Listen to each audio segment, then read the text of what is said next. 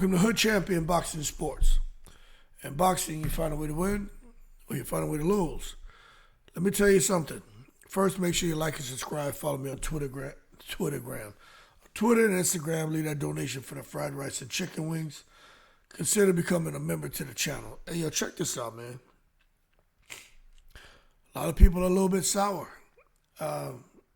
Just at the possibility of Anthony Joshua leaping over Agit Kabayel and leaping over Joseph Parker to get in line, possibly for a shot at Undisputed, facing the winner of Dubois and Usyk.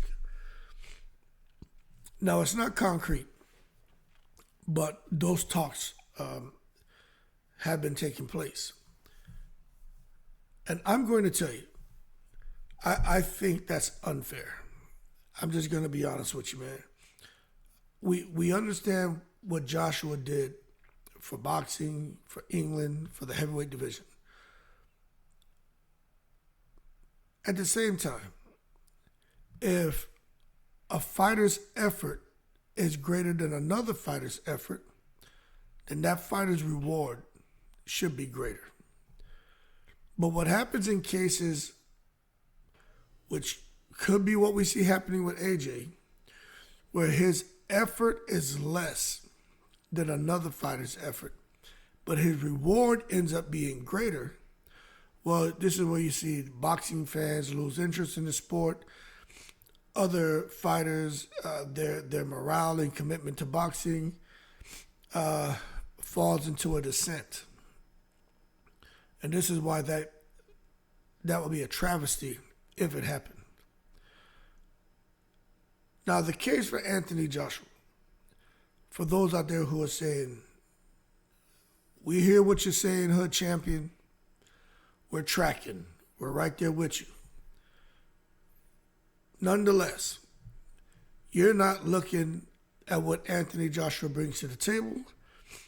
Boxing is a business. It's all about the Wu-Tang cream, dollar bill, y'all. And AJ's star power is just something that no other heavyweight aside from Tyson Fury can compete with. Not even Alexander Usyk. And I tend to agree with that. AJ is still one of the biggest draws in boxing. But he's also in a twilight of his career. I think he's at the end of his rope. And I think Eddie Hearn is looking for the next Anthony Joshua in any weight class. You see him putting money in. He put money into Shakir. Shakir may or may not continue working with him. Put money into Berlanga. Berlanga and Eddie have already gone separate ways. Put a lot of money into Canelo. Canelo was very open with him about what he wanted to do. It's just basically Canelo's like, whoever give me the most money. You see Eddie Hearn putting a lot of money into Richardson Hitchens. But what Eddie Hearn has been able to do, he's been able to find talent.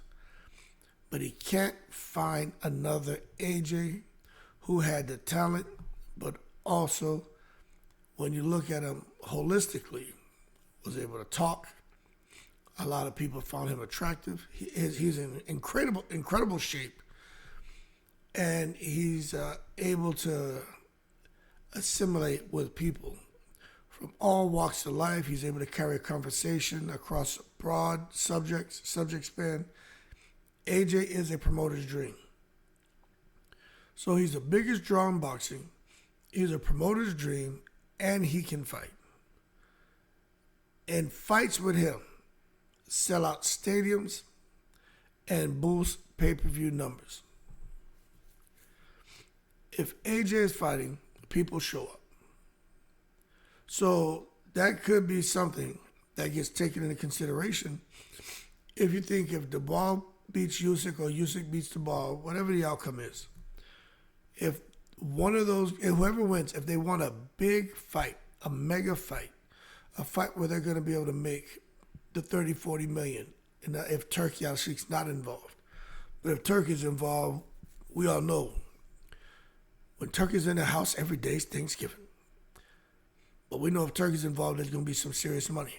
in a fight in the UK with AJ fighting for Undisputed. Let me tell you, those stadiums that they pack out there with the 80, 90,000, they're going to need even more capacity, extended capacity, to accommodate the fans who are going to flood that venue.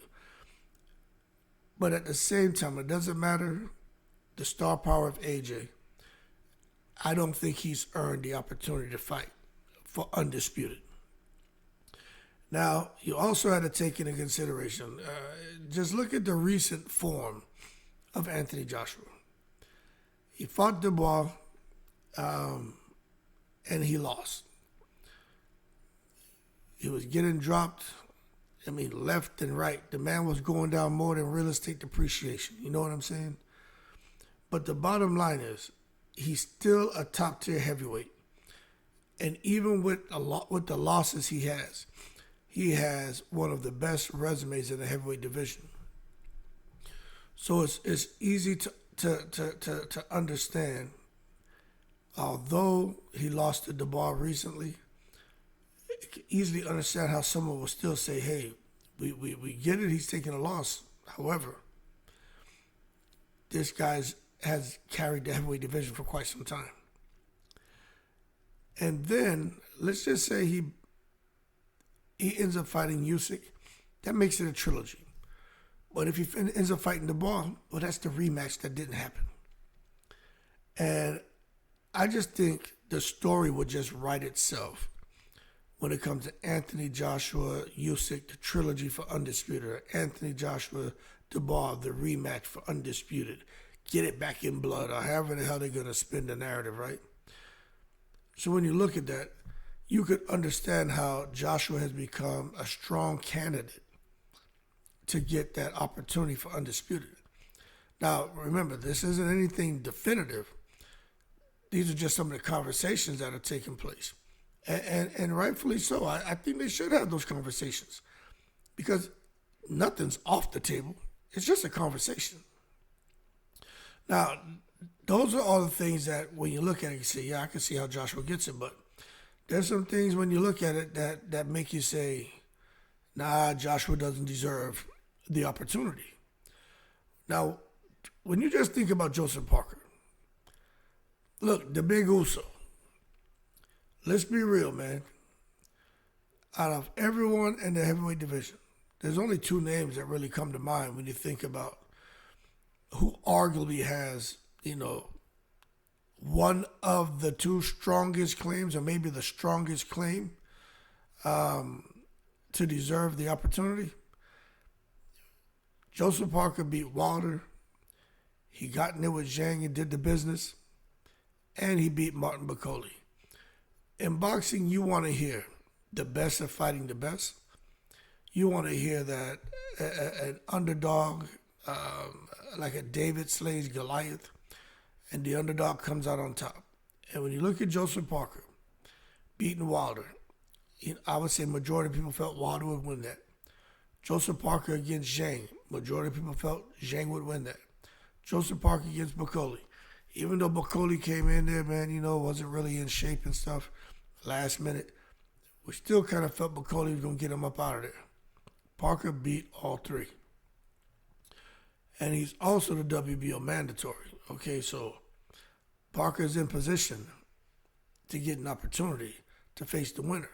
So if AJ leapfrogged him, that would be horrible.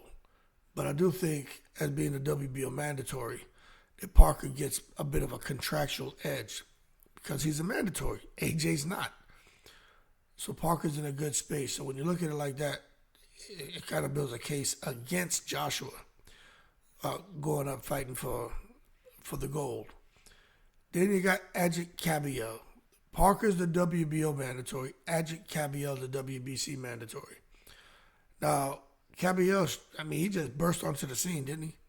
He clipped Makhmudov, which many people didn't feel he would get that win because most of us didn't know who he was. I'll be honest, that shit blew my mind. Then he went and he fought Frank Sanchez and stopped Frank Sanchez. And I'm like, wow, what happened there? You know what I'm saying? Maybe there was something wrong with Frank Sanchez, but Kabayel just chopped him down. Then he just happened to go on and fight Zhilei Zhang, got knocked down, came back, and chopped Zhilei Zhang down. Got the big bang up out of there. Had all of us sitting here scratching our heads saying, where did that shit come from? So when you think about it, man, a lot of times these sanctioning bodies will try to force obligations, man, to make sure that mandatories get opportunities. But I'm going to tell you, big money can change the mind of a sanctioning body. Big money can change the mind of a mandatory. And big money at the end of the day is what boxing is all about. And when you talk about Anthony Joshua, big Femi equates to big money. But no matter how much money he brings to the table, we can't forget that he lost to Daniel Dubois. Daniel Dubois is a little bit Sesame Street, but he seemed to have found his rhythm, right? Dubois is out here just, massacring people. I call him the Great Black Shark because he smells blood now. I don't know what the hell happened since he hooked up with Don Charles. But Daniel Dubois is a menace. But still, when you think about the 2024 KO, Joshua, he doesn't deserve to go on and because he hasn't fought since he got killed by Dubois, and I just think that knockout is still lingering, and I think Joshua will be more gun-shy than ever after getting tranquilized by Daniel Dubois. So while AJ might not deserve the shot more than Parker or Kabayel, when you lay it all out on paper, you know what I'm saying? It's like, nah, Kabayel and Parker deserve the shot more than AJ. But when you think about his commercial value, man, that shit could leapfrog him to the top of the conversation. And I'm having this conversation with you because this is real talk right here. And that's what boxing's about. The fact that it takes me back, when I saw Zab Judah and Mayweather fight. Zab Judah had just lost to Carlos Baldomir. When he fought Mayweather, he kept his title. He lost to Baldomir, but kept his title. And he lost to Baldomir, and he got to fight Mayweather. Coming off of a loss. So he loses to Baldomir, but keeps his title. And then he goes to fight Mayweather. Absolute madness. So when shit like that happens in boxing, that just lets you know it's really all about commercial value, blockbuster events, and the secret society be in full effect. But don't be surprised if Usyk or Dubois want a huge blockbuster event. If they want that, there's only one person to go after, and that's Fury or AJ. Nobody else right now is bringing that kind of attention to the table. But we'll see how it all plays out. You know what I'm saying? I don't know. When I watch Eddie Hearn, I watch The Zone. There's a reason why Anthony Joshua not fighting right now. I think they're preserving him a little bit. I do. I think they're preserving him a little bit. But I also think, I understand the thing about the injury and the surgery on the elbow. But if AJ doesn't go and fight for Undisputed, him sitting on the sideline, okay, he had the surgery.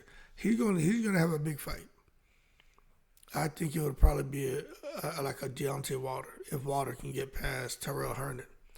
I think that's the fight that we'll end up seeing, is AJ against Wilder. Because let's be real, Wilder isn't that much of a threat anymore. Will still be interesting to see who lands first. I think AJ's going to land first, and the reason I'm saying it because Wilder just ain't letting his hands go. But Wilder and AJ could be good. And you know what? You know why I like that? Because that would be like for AJ to get the Wilder feather in his cap. Okay, Zhang has it. Parker has it. Tyson Fury has it. Those Tyson Fury wins, there's still a question mark over those wins. So I don't count Tyson Fury's wins. He got the win, so you got to give him credit for getting the wins. But still too many question marks surrounding Deontay Wilder 1, 2, and 3. Too many question marks. Kinahan being involved, the referee's involvement, shit about foul play. It just makes you wonder. What exactly is going on. So I could set aside those Wilder losses. But the Wilder loss to Parker, when I look at that, it's more what Wilder didn't do. Now Wilder and Wilder just was afraid to get hit by him. So to me, the only person who deserves credit for the Wilder victory, in my opinion, is Zhang. So it's kind of like with Terrence Crawford and Earl Spence. I mean Keith Thurman. It's like with Keith Thurman, right? Spence wouldn't fight Thurman. Crawford didn't fight Thurman. I know they were trying to make the fight, but I think it was a money thing. But I always said, damn, one of them, Spencer Crawford should have fought Thurman. What a nice feather in the cap it would have been for someone to have Thurman's name. The only person got it on their record is Pacquiao. And Pacquiao, he did what he had to do. It's kind of like Wilder, you know. It's like Wilder and Zhang. Zhang did what he had to do, but no one really, to me, earned the feather in the cap, the Wilder's name on their resume, as far as them getting the win. Nobody really earned it like Zhang did. So for AJ, I think this is still a good opportunity for him to get that Wilder feather in his cap and not make a mistake and not take the fight, kind of like what Spence and Crawford did with Thurman. But anyway, y'all keep cool. More to come on this AJ shot for Undisputed. Eddie Hearn's laughing, but he's looking for the next big star. But until he gets him, Eddie Hearn's gonna keep milking AJ. And the secret society is going to make sure that they make the fights they want. And as far as these sanctioning bodies and mandatories, I went back and forth with all the Samoans about Parker. And they telling me, oh, no, Parker's up next and he's this and that. And I was like, man, Parker ain't going to get no damn title shot. Even though I felt like he deserved it, I just knew it wasn't going to happen. I said, it's between Parker and Kabayel. Now look what happened. Parker didn't get it. He's in a holding pattern. Kabayel's out here in the breeze. I wouldn't be surprised if they try to make Parker and Kabayel fight. But